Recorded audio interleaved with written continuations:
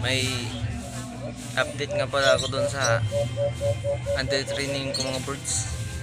Grabe na talaga muni dito sa bahay mga birds.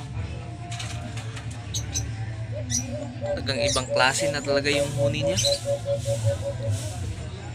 Ito mga birds oh. Tingnan nyo yung mga birds. Grabe na talaga. Grabe nang yung parang sabik na talaga ito i-hunt mga birds. Kaya itatry ko itong mga birds. Abangan nyo itong mga birds. Kung ano ba itong mga galawan niya mga birds. Kung may galawan ba ito sa gubat mga birds. Sige mga birds. Tingnan nyo mga birds. So ayan nga pala mga birds. Yan yung under training ko mga birds. Ang galing na niyang magpugat-pugat mga birds.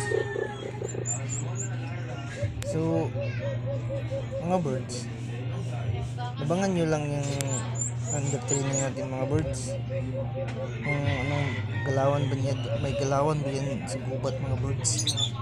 Kasi kita naman yan mga birds na ang galing na talaga yung humuli dito sa bahay. At may papugat-pugat pang laman.